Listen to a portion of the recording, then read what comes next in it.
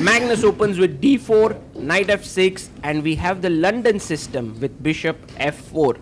Pragg pushes his pawn to d5, e3 played, and the bishop comes out to f5. Magnus pauses a bit and thinks what is it that he wants to do, and plays his pawn to c4. Pragg is well prepared. e6, knight comes out to c3, putting pressure on d5, bishop d6. Well, there were other moves here. c6 is one of them, or bishop b4, also a good move, but he takes, and now Pragg takes back with the queen, and Magnus plays this slightly teasing move. What are you going to do about your b6 pawn? Are you going here with your queen, or are you going to push your pawn? These are the few questions that Pragg has to answer now, and Magnus seems to be well prepared in this opening. I love how Magnus sits very calmly, even in such high pressure games. He's totally focused. That's the look of a man who is just completely focused on the job, has no other thoughts that is playing on his mind. You can see that white is very slightly better, not because of any particular long-term reason, but because his pieces just seem more cohesive. You see all both the knights, the bishop, the queen, they are all well placed, while black's bishop on f5 is well placed but slightly looking in the direction of nothing. a6 played here. Maybe the idea is to play b5 and then c5 later. Magnus ignores it, castles. Pragg develops his final piece here. Knight comes out to d7. a6 was an important move because knight b5 could come and hit the queen and the pawn. So right now we are looking at this, which is quite equal in nature, the position. But Magnus has to decide about his rooks. One more idea is to play a4 to stop b5 move and keep your queen well positioned. And Magnus thinks for a bit here, plays rook f to d1. That's a nice move. b5 played, queen comes back, and perhaps it's time to break with c5. Yes, exactly. Pragg does that. He pushes his pawn to c5. Magnus takes. Queen takes. Now we have a very symmetrical position. But once again, it's those slightly well placed pieces that white has, which gives him a small edge. Also, if you see, knight d4 is a fantastic move, hitting the bishop and looking at the c6 pawn weakness, not c6 square weakness.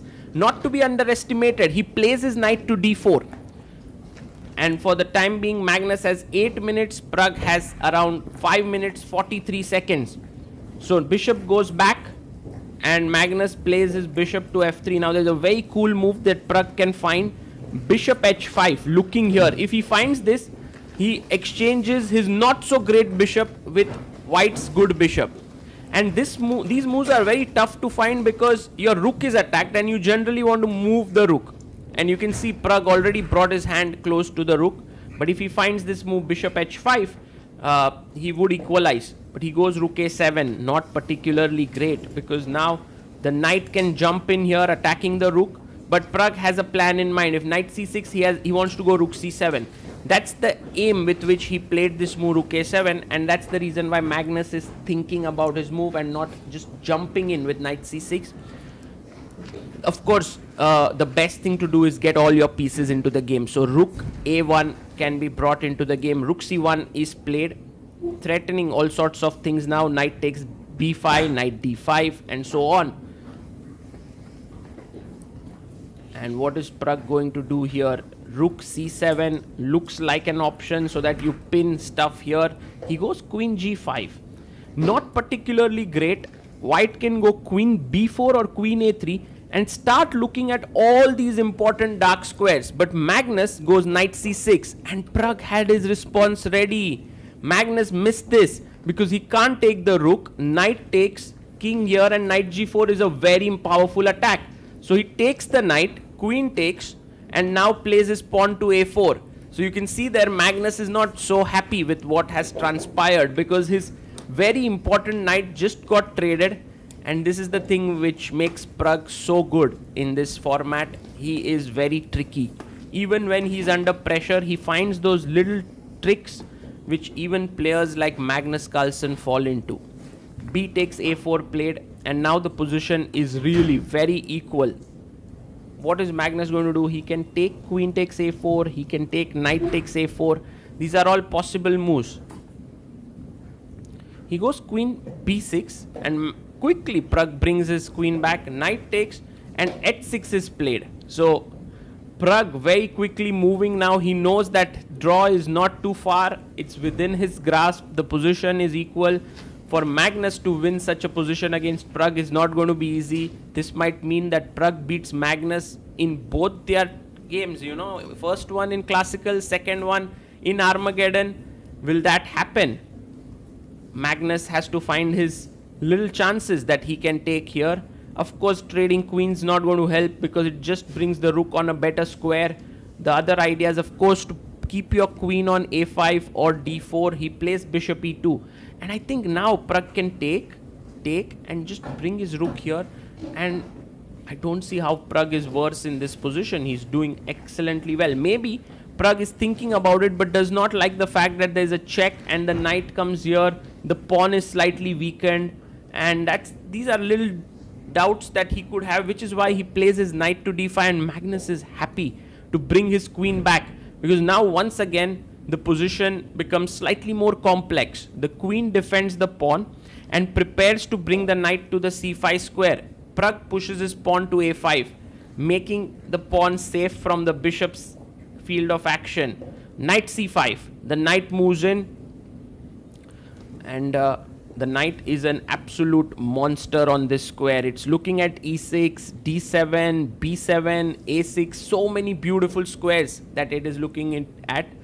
Meanwhile, the bishop on g6, well, this is the piece which Pragg really wants to improve, because it's great, but it's not doing much. It has a beautiful view, but what to do with it? While all other pieces are fighting for these weaknesses, squares, Pragg's bishop is just sitting there. Maybe it'll have a role soon. Queen b6 played. Small little pin here, and Magnus can now decide what to do. He can just play this little move b3 perhaps, just saving his pawn from the action of the queen. He can go bishop f3 or bishop c4 to destabilize this knight. He does it. He plays bishop to f3. The knight, if it moves away, let's say knight f6, it just allows this very nice tactical blow, which is knight takes on e6, because now the queen is hanging, and if you take the queen, the rook is hanging. So it is now concrete issues that Pragg has to solve, because Magnus has found some tactics. By the way, Magnus could not do this straight away, because here the queen is defended by the knight. So that's the reason why he's attacked the knight. The knight must move here if it wants to avoid the bad structure, but that allows the tactic. So very interesting moment now in the game. Pragg goes rook b8, saves the queen, but now Magnus can take the knight. And once he does that, we have a pure imbalance in the position, where we have a knight versus bishop, and this is exactly what Magnus wanted, to create certain imbalances which give him winning chances.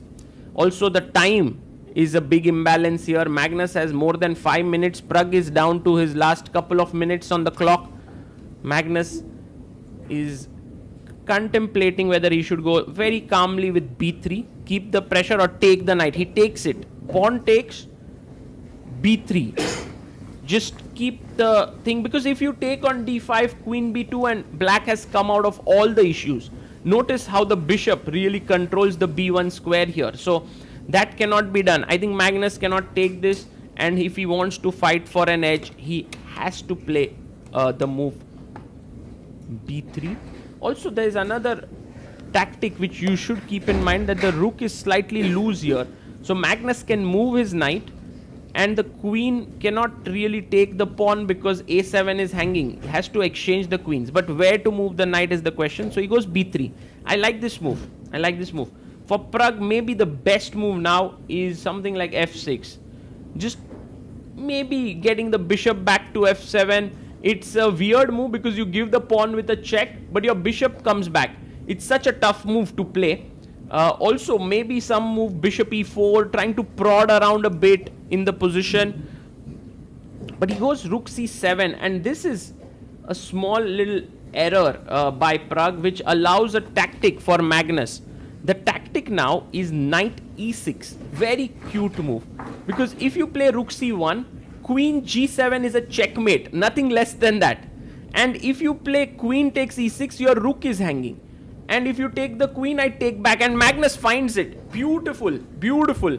Magnus is just very good at spotting these little things. And Pragg now needs to trade the queens. There's no other way. Takes, knight takes. And the position is now very, very good for white. You can see that the knight can never be moved from here. There are two weaknesses to attack. Rooks are doubled on the c file.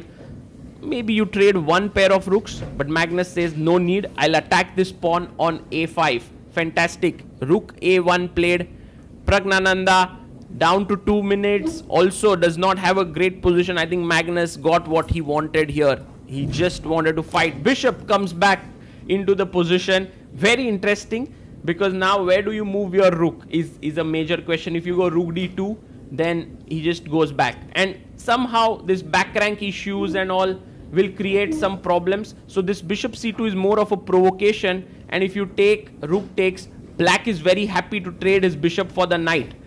So Magnus takes again some bit of time, which is very interesting. You know, he's taking time at moments which are instructive. He wants to find the best move here. Rook c1 played, and you will see that Pragg can now actually bring back his bishop to g6, because trading one pair of rooks, creating some back rank issues is not a bad idea there. Pragg thinks he has 1 minute 56 seconds. One thing which Pragg has not done well in this tournament is when he has like couple of minutes left, he thinks a lot and comes down to last few seconds. Today he has to avoid that, because there are some major decisions which are upcoming in this endgame, which will surely make his life not so easy against a player like Magnus, and he needs time for that. Okay, he goes bishop d3. Now, do you trade the rooks or do you keep the rooks is the question. If you go rook d1, he will again attack you with bishop c2. So Magnus trades, rook takes. Now you can't take the pawn. There's a back rank issue. So f3 played. Pragg goes rook c5, defending the pawn. King comes up to f2. Magnus has a clear plan, bringing the king in.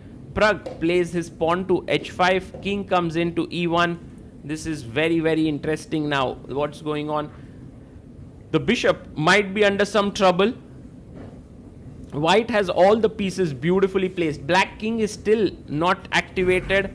So a lot of problems to solve for Pragg. He goes g6, king d2, bishop f5. He's ready to give up the bishop and spoil his structure. He thinks that this rook endgame is a draw.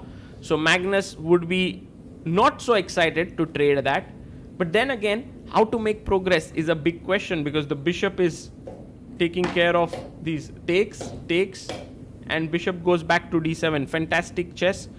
King b2, and now brings his king in. So this bishop controls these squares, the pawn controls these squares, so the king can never get into the game. Now the knight tries to swivel around, and the king wants to get to the d4 square. Fantastic endgame that we have on our hands. No one knows what's going to happen, because objectively this is equal. But with the time that is less, Magnus does have his chances. The knight is clearly superior to the bishop here, because the knight can keep moving on both colored squares while the bishop cannot. King d4 has been played. He wants to go knight c3 and attack here. Pragg pushes the pawn. Very cool move. As if you play b4, this pawn is very strong actually. a3, and then maybe some point the king can start coming in from here. So Magnus has to decide how much is his ambition here. Taking the pawn might be the safest move to play, but also reduces his chance to play for a win. He takes his time once again at this critical juncture. Bishop takes, knight f4, attacking the pawn on d5. You can go back bishop c6 and defend, or you can come forward bishop b3 and defend. Pragg goes bishop b3 as 35 seconds. Magnus fixes these pawns on light squares. Another important thing. when you are playing against a bishop, fix the opponent's pawn on the color of the bishop so that the bishop becomes more passive. Pragg has to wait. Bishop a2. Yes, good move. He's still in the game. Magnus goes g4. Fantastic decision. Trying to create a passer too soon. Too soon going back. He should have waited. Only when Magnus creates a passer, then move. And this would have been closer to a draw. But Pragg goes a little too soon, king e7. And Magnus can now take the pawn on d5. This is the result, but the position is still possible to hold. King e6 played by Pragg. e4, maybe Magnus just wants to solidify the knight, and now bishop b1 or bishop b3. You need to wait as Pragg. Just wait here. He goes bishop b3. Good move there. Amazing defense by Pragg on last 16 seconds on the clock. Magnus using his time so well. He has 1 minute 22 seconds. Knight f4 comes with a check. King goes into f6. And now with check, do you push e-pawn? Do you push g-pawn? I guess pushing g-pawn makes sense because it fixes these pawns. King g7. And now king comes up. Bishop c2 is needed. But he, yes, finds it. Another great move. Knight d5. King f8. Very important move, but blunders here. The reason is now with king d6, the king cannot come up to e7. That was the big mistake. The king is boxed in. Pragg needed his king on e7 with all that happened. And now you will see how Magnus is going to convert this. He goes for a check. He knows he's winning. Pawn push to e5. Look at how this king is boxed in with his knight and king. Fantastic chess. King e7. Pragg is waiting with his bishop, asking Magnus, where is your killer blow? Well, Magnus has seen it. He's seen it where the killer blow is. Bishop a2. He defends it here and chops it off. Fantastic here. What a move by Magnus. Bishop takes, pawn to e6, and king here. e7, e8 is coming, and the game is over. What an endgame. Pragg has that smile on the face, which is very, very nice. Just mark of respect for the way his opponent played this endgame and for the endgame prowess that Magnus is so famed for. It was shown in this game. Magnus, for him, it was just another day at work. It feels he brings back his pieces. He's happy with how things went by.